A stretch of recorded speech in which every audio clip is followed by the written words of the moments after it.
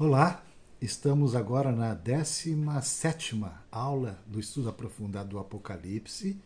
Estamos vendo a terceira sessão, que vai do capítulo 8 até o capítulo 11. Hoje vamos ver a segunda parte dessa terceira sessão, que começa a partir do capítulo 10, que nós vamos fazer a leitura. Só que então aproveito antes para justamente sintetizar que há um sentido geral das trombetas. Como está aí nesse enunciado, que terminamos a nossa aula anterior, justamente com esse enunciado, que diz que o sentido geral das trombetas é claro. Através da totalidade do período que se estende da primeira à segunda vinda, o nosso Senhor Jesus Cristo, que rege todas as coisas em concordância com o rolo do decreto de Deus, punirá muitas vezes os perseguidores da igreja, infligindo sobre eles desastres em todas as esferas da vida física e espiritual. Falamos que a visão dos 7 selos são os sofrimentos, as perseguições, as pressões que os cristãos sofrem. Já na visão das 7 trombetas, que é a terceira sessão, as calamidades, tudo o que acontece, os desastres, as tragédias que acontecem, elas são mais focadas nos não cristãos. E o juízo de Deus sendo mostrado ali, ainda que de uma maneira ainda inicial, mas até ainda chamando, como que conclamando o povo para o arrependimento, mas que há um persistente endurecimento por parte da maioria das pessoas. Então, seguindo agora para o capítulo 10, os versículos de 1 a 11, nós temos a visão do anjo e o livrinho, um anjo grande. Então vamos à leitura para depois vermos o seu significado, dessa simbologia. Vi outro anjo forte descendo do céu, envolto em nuvem, com um arco-íris por cima de sua cabeça. O rosto era como o sol e as pernas como colunas de fogo.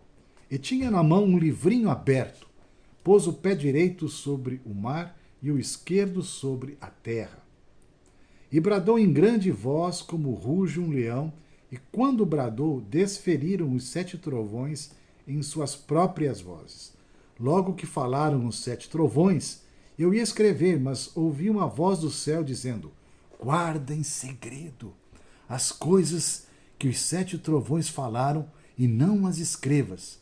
Então o anjo que vinha em pé sobre o mar e sobre a terra levantou a mão direita para o céu e jurou por aquele que vive pelos séculos dos séculos, o mesmo que criou o céu, a terra, o mar e tudo quanto neles existe.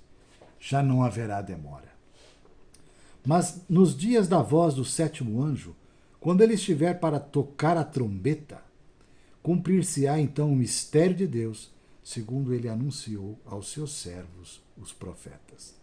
A voz que ouvi, vinda do céu, estava de novo falando comigo e dizendo: vai e toma o livro que se acha aberto na mão do anjo em pé sobre o mar e sobre a terra. Fui, pois, ao anjo, dizendo-lhe que me desse o livrinho. Ele então me falou: toma-o e devora-o, certamente ele será amargo ao teu estômago, mas na tua boca doce como o mel. Tomei o livrinho da mão do anjo e o devorei, e na minha boca era doce como o mel. Quando, porém, o comi, o meu estômago ficou amargo. Então me disseram: é necessário que ainda profetizes a respeito de muitos povos, nações, línguas e reis. Para anunciar então o terceiro ai, nós temos aí o juízo final, o anúncio do juízo final. Um anjo gigante, enorme. O simbolismo ele aponta para Cristo, na verdade. A santidade de Deus é simbolizada pela face do anjo e seu julgamento pela nuvem. Há alguns textos na palavra de Deus que mostram o juízo de Deus sobre os ímpios e também essa questão do trono de juízo de Deus. O arco-íris é um sinal da misericórdia de Deus, a aliança plena da fidelidade de Deus. A sua mensagem será ouvida por todos, ela será universal. Os 7 trovões falam, é a voz de Deus, é o evangelho sendo difundido na terra. o Salmo 29 completo, ele é belíssimo, pois você pode recordar lá. Fala sobre a voz de Deus de diversas maneiras, de uma maneira poética. Aqui no versículo 3 ele fala que a voz do Senhor está sobre as águas, troveja a voz do Senhor. Guarda em segredo, diz o texto aí, né? As coisas que os 7 trovões falaram. Nem tudo será revelado. Algumas coisas estão escondidas. Já não haverá demora o juízo final. Guarda em segredo.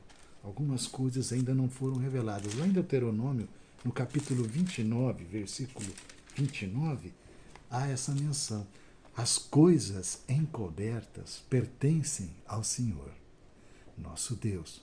Porém, as reveladas nos pertencem, a nós e a nossos filhos, para sempre, para que cumpramos todas as palavras desta lei. Quando a 7ª trombeta tocar, isso só acontecerá quando a gente chegar ali no capítulo 11, versículo 15, igual como foi após o 6º selo. O 6º selo ali apresentou a visão dos 144.000, que simboliza a igreja, os filhos de Deus do Antigo e do Novo Testamento, e também uma visão do céu, dos glorificados no céu, um refrigério. Né? Aqui também, quando antes da 7ª trombeta tocar, há um refrigério também na apresentação do santuário, como nós vamos ver, a medida do santuário, e também uma referência a 2 testemunhas, que nós vamos ver, para depois ser introduzida a 7ª trombeta, que apresenta o juízo de Deus, de uma maneira, o juízo final, agora de uma maneira um pouco mais severa, nesta sessão. Vamos lá. Primeiro, o sofrimento. O poder, o dever e a vitória final da igreja devem ser mostrados. Aparentemente, há uma espera entre o capítulo 10, versículo 8, até o capítulo 11, versículo 13. Não intervém cronologicamente entre a 6ª e a 7ª trombeta. É apenas uma descrição diferente da atual dispensação. Nós temos aqui o Evangelho, então, anunciado e suas consequências. O livrinho, doce como mel na boca e amargo no estômago.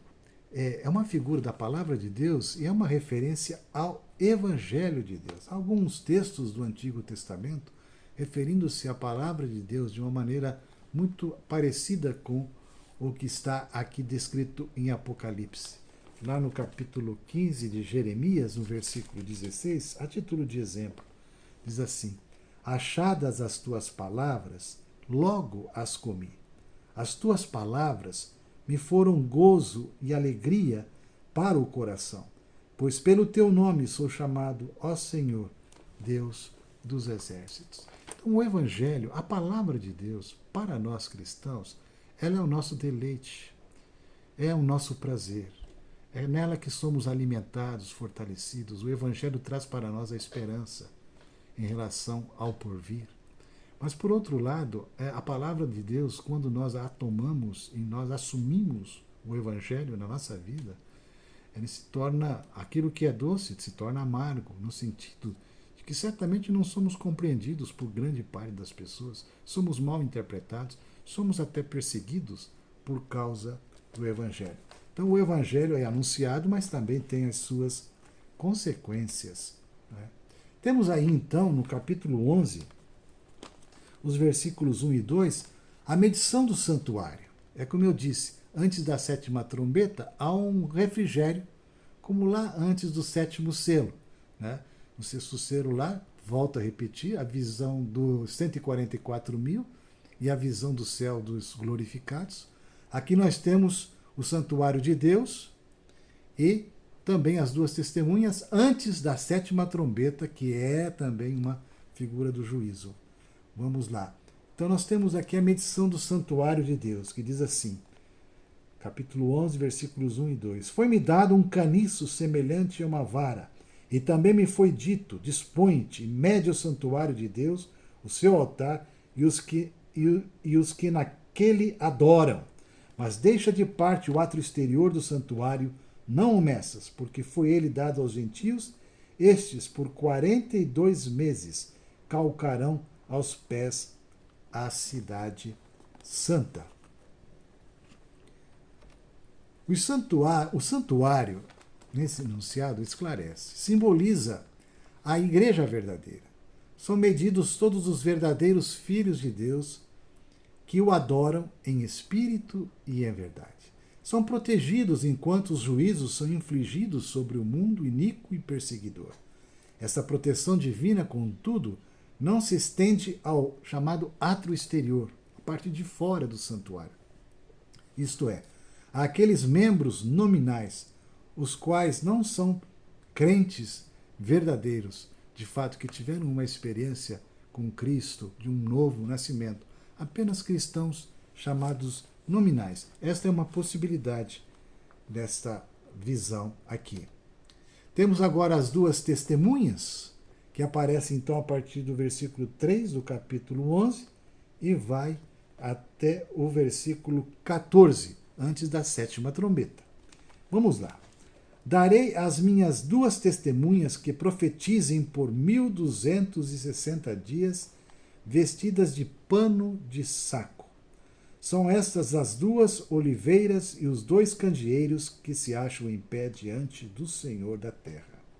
Se alguém pretende causar-lhes dano, sai fogo da sua boca e devora os inimigos. Sim, se alguém pretender causar-lhes dano, certamente deve morrer. Elas têm autoridade para fechar o céu, para que não chova durante os dias em que profetizarem.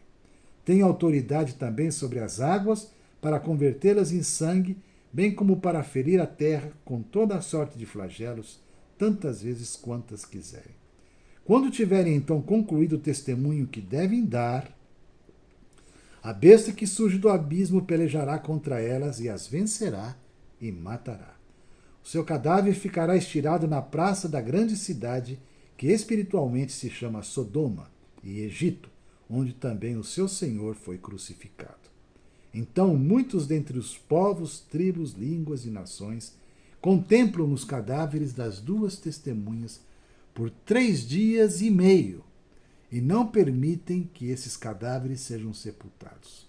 Os que habitam sobre a terra se alegram por causa deles, realizarão festas e enviarão presentes uns para os outros, porquanto esses dois profetas atormentaram os que moram sobre a terra. Mas depois de 3 dias e meio, um espírito de vida vindo da parte de Deus neles penetrou, e eles se ergueram sobre os pés, e àqueles que os viram sobreveio grande medo. E as duas testemunhas ouviram grande voz vinda do céu, dizendo-lhes: Subi para aqui. E subiram ao céu numa nuvem, e os seus inimigos as contemplaram. Naquela hora houve grande terremoto, e ruiu a 10ª parte da cidade. E morreram nesse terremoto 7.000 pessoas, ao passo que as outras ficaram sobremodo aterrorizadas e deram glória ao Deus do céu. Passou o segundo ai, e eis que, sem demora, vem o terceiro ai, que já é o juízo final, e é a 7ª trombeta que vem logo a seguir. Aqui há importantes coisas para a gente destacar, essa questão de tempo, sabe? Por exemplo, aqui fala sobre 1260 dias, também a referência a 3 anos e meio, ok? Há passagens que falam sobre os 42 meses. Tá? O que vem a ser isso? Nós vamos ver com calma. Vamos lá. Primeiramente, as duas testemunhas simbolizam a igreja militante dando testemunho por meio dos santos. Duas testemunhas enfatizam a tarefa missionária da igreja. Lá em Lucas 10, versículo 1, você pode ver claramente que quando Jesus vai enviar os seus discípulos para anunciar o evangelho do reino, eles iam de 2 em 2. Então o número 2 é o número da testemunha. Há outras passagens mostrando essa relação de duas pessoas e o evangelho. Uma tarefa por 1260 dias equivale a 42 meses ou um tempo, 2 tempos e metade de um tempo, 3 anos e meio, 3 dias e meio. Cada dia é um dia que é uma atividade diária, desde a ascensão de Cristo até o juízo final. Vamos pensar assim, o número 7, vamos pensar numa semana, ok? Uma semana são 7 dias. Dividido essa semana em 2 partes, 3,5 mais 3,5. Podemos dizer que uma semana inteira, certo? Vamos por 7 dias, ou vamos por 7 anos, no caso aqui, 7 anos, seria todo o período entre a primeira e a segunda vinda de Cristo. Okay?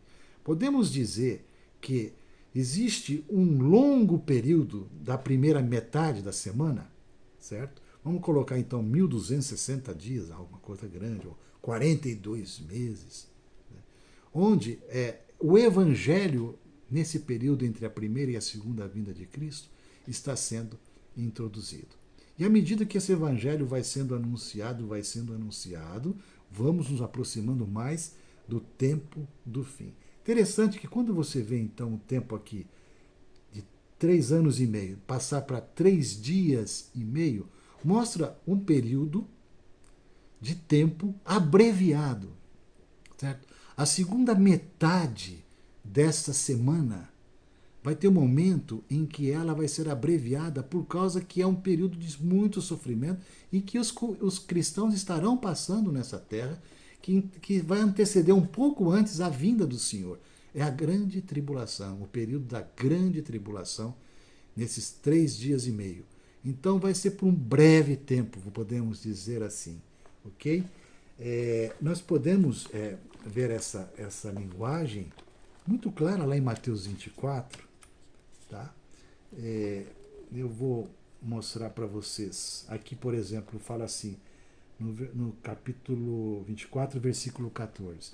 E será pregado esse evangelho do reino por todo o mundo, para todas as nações, então virá o fim. Então, na primeira metade da semana, ou seja, um período longo dessa primeira metade, nós vamos ter ali o evangelho sendo anunciado. Né? E eles pregam o evangelho do arrependimento, né? Essa figura de panos de saco, buscando justamente o arrependimento, mas eles não se arrependem.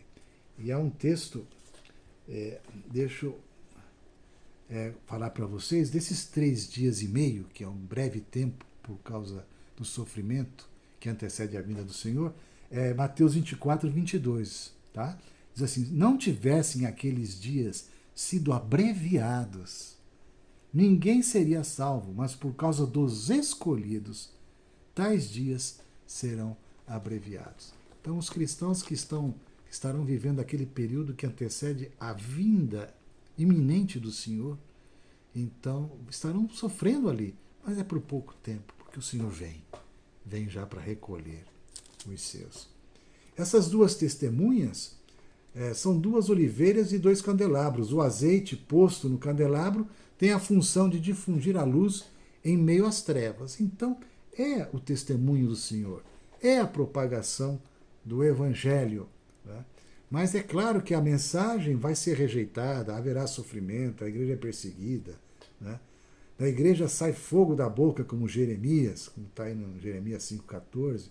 Autoridade para que não chovesse, como a autoridade de Elias, para tornar as águas em sangue, como Moisés, e trazer palavras de julgamento. Ou seja, é uma palavra ampla, trazendo também a mensagem disciplinadora de Deus. É uma mensagem que não é aceita. Momento em que vai chegar, então, a era final do Evangelho. Nós vimos isso aí lá em Mateus 24, 14. O mundo anticristão, na figura da besta, então, no final, pelejará contra a igreja e a destruirá. Haverá muito sofrimento nesse período final, né? Como está descrito aí. Essa condição dura 3 dias e meio, como eu disse. É abreviado por causa da misericórdia de Deus sobre os seus filhos. A ressurreição e o arrebatamento da igreja então vem, Todos esses eventos se juntam em torno da segunda vinda de Cristo, pouco antes do dia final. Um grande terremoto, igual ao descrito lá no capítulo 6, versículo 12, precedendo o juízo final, tal como foi lido. 7.000 destruídos é um número completo, né, de ímpios. Claro que não é literal. Nem todos serão destruídos, mas também não se arrependerão, não se converterão. O mundo permanece impenitente, passou o segundo ai. Mas aí vem o terceiro ai, a sétima trombeta. No capítulo 11, vamos lá para terminar, nos versículos 15 a 19. Diz assim: O sétimo anjo tocou a trombeta, e houve no céu grandes vozes dizendo: O reino do mundo se tornou de nosso Senhor e do seu Cristo, e ele reinará pelos séculos dos séculos. E os 24 anciãos que se encontram sentados no seu trono diante de Deus prostraram-se sobre o seu rosto e adoraram a Deus, dizendo: Graças te damos, Senhor Deus Todo-Poderoso, que és e que eras, porque assumiste o teu grande poder e passaste a reinar na verdade. As nações se enfureceram. Chegou, porém, a tua ira e o tempo determinado, para serem julgados os mortos, para se dar o galardão aos teus servos, os profetas, aos santos e aos que temem o teu nome, tanto aos pequenos como aos grandes, e para destruíres aos que destroem a terra. Abriu-se então o santuário de Deus que se acha no céu, e foi vista a arca da aliança no seu santuário, e sobrevieram relâmpagos, trovões, terremoto e grande saraivada. Então é realmente uma grande descrição do juízo final, né, da vinda do Senhor, de uma maneira mais intensa do que lá quando vimos do sétimo selo.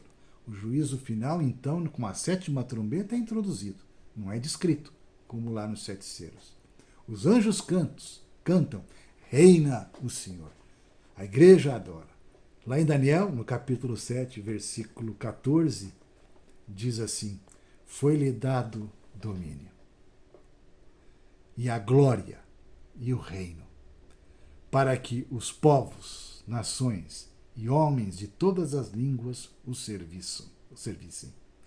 O seu domínio é domínio eterno, que não passará, e o seu reino jamais será destruído. Até a próxima aula, já nós vamos entrar então no capítulo 12, ou seja, na quarta sessão do Apocalipse. Até lá, um abraço.